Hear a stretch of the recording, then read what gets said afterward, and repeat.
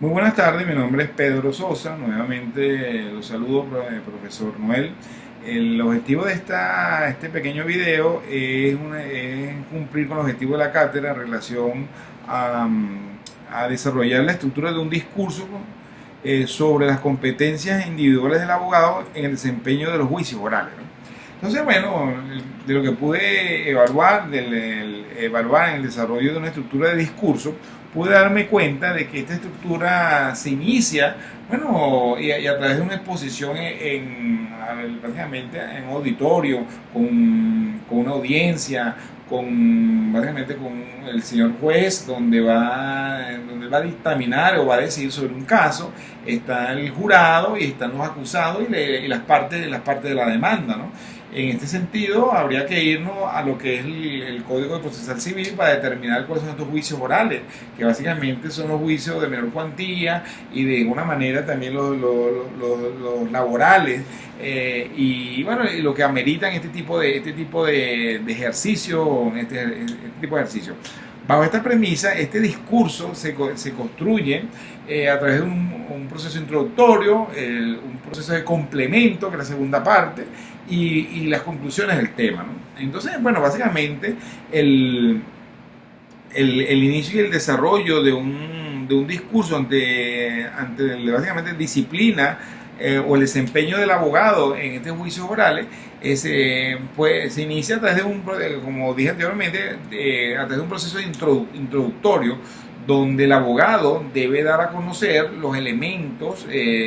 básicamente, una descripción breve del hecho que de alguna manera se está evaluando en ese momento en el juicio. El hecho, cuál es el delito, cuál fue el problema que causó, en este caso, a nuestros clientes, el daño patrimonial que originó un proceso de resarcimiento y de demanda hacia un tercero, ¿no? Entonces, uno tiene que conocer básicamente cuál fue ese problema, con el fin de darle una visión tanto al jurado como al juez del problema en que fue sometido nuestro cliente. De esta manera, se le repito, es el pie, porque es darle unos indicios al jurado y al público y repito, a las autoridades, de cuál fue el problema, cuál fue el centro el centro básicamente de la circunstancia que dio origen a un problema, a una situación, y eso tendría sus efectos económicos y sancionatorios, según lo establece el Código de Comercio, el Código Civil, el Código Procesal Civil, dependiendo la materia de juicio que se esté dando, ¿no? Pero en este proceso introductorio es bien importante no ir al tema legal. Vuelvo, repito, una de las ideas es especificar cuáles son las partes. Primero, bueno, se me olvidó comentar esto, hay que primero presentarse como representante legal de la persona, decir quiénes son los involucrados, y explicar el hecho, pero sin irnos directamente al tema o a la práctica legal, porque eso es uno de los aspectos que se va a tratar en la segunda parte, que es el complemento. Ahora bien, con el tema del complemento, que es el desarrollo de este proceso, es donde el abogado debe dar básicamente los efectos legales, sobre la materia a ser evaluada, determinar de alguna manera cuáles son las consecuencias de la situación planteada en la parte introductoria. Se puede en esa parte de desarrollo explicar, básicamente dar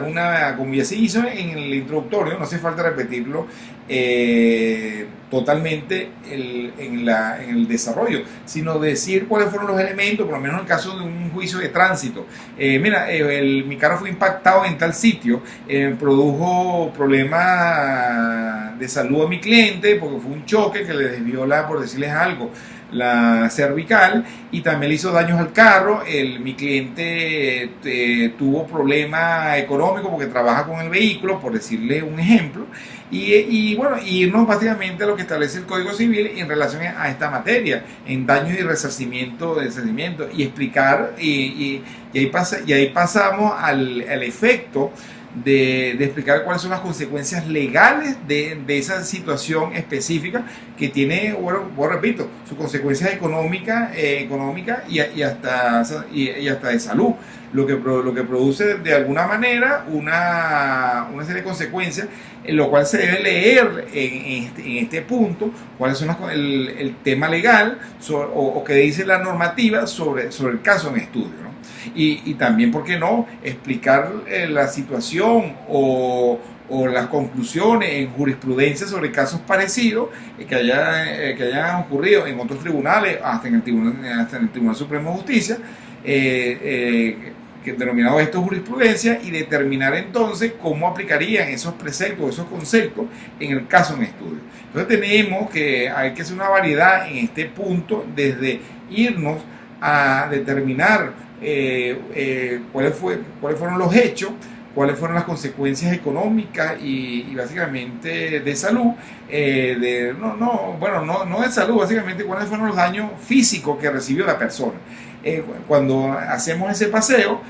pasaríamos a un elemento de establecer cuáles son las consecuencias o el basamento legal y jurisprudencial que establecieron las leyes y en los tribunales sobre casos en estudio, y explicar o dar a conocer la serie de pruebas que pueda tener las personas, tanto documentales como a nivel de testigo, que entonces en ese momento es que damos a conocer cuáles son nuestras pruebas para determinar que hubo un dolo, que hubo un daño, que la culpa a mi persona, a mi vehículo, fue consecuencia de un acto violatorio o un acto de una manera seguido básicamente de un mal manejo, una maniobra no permitida, de un acto ilegal, ¿no? Es lo que se trata en este momento. Entonces, con la consecución de todos estos elementos, vuelvo, repito, los hechos, los daños ocurridos a nuestro cliente, la base legal, el soporte, los testigos donde darían fe de lo ocurrido, de que hubo un acto irracional o un acto irresponsable por parte del demandado, daría pie a que nosotros, como abogados, como profesionales del derecho, podamos hacer un petitorio, repito, al juez y al jurado para que puedan dictaminar, y con todos esos elementos de hecho y derecho podemos llegar a una conclusión de demostrar realmente lo que está ocurriendo, o de alguna manera negociar el resarcimiento patrimonial ocurrido a nuestro cliente por la consecuencia que estemos tratando. Por último, quedaría la parte de conclusión, donde daríamos a conocer específicamente cuál es el petitorio nuestro, en este caso el demandado, en el caso de que el juez decida a favor de nosotros. En este caso, en el que estamos hablando como ejemplo, un problema de tránsito, de un choque, de un accidente, pudiéramos solicitar el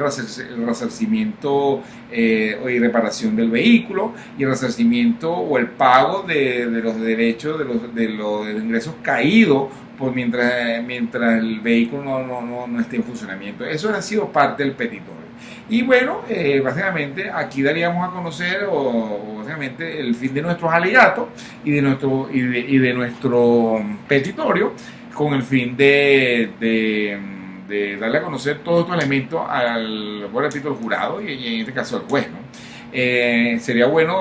cumplir con las normas de buen oyente, darle también, si hay preguntas en el proceso, en la segunda parte que es básicamente el desarrollo de la exposición, en esa segunda parte pudiera haber preguntas del demandado o de su representante, y en ese momento debiéramos escuchar y debiéramos dar nuestras opiniones en el caso de que se nos pregunte algo, ¿no? Tampoco en esa parte es bien importante ser respetuoso, no permitir que uno se exalte por digo, contradicciones o acusaciones que no estén soportadas o basadas en los hechos que estamos de alguna manera estableciendo. Como podemos ver, este diálogo profesional está bien estructurado y si lo hacemos correctamente, cumpliendo con las normas de cortesía, vuelvo y repito, desde la introducción, el pasivo desde la introducción, el desarrollo y las conclusiones,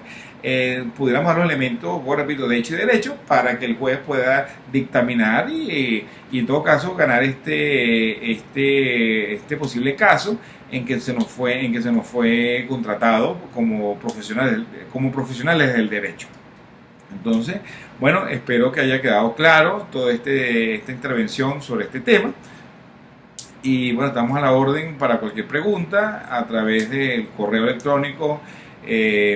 plsosab@gmail.com, que con mucho gusto le podría hacer llegar cualquier observación o responderle a cualquier inquietud que ustedes tengan sobre esta breve exposición. Muchas gracias.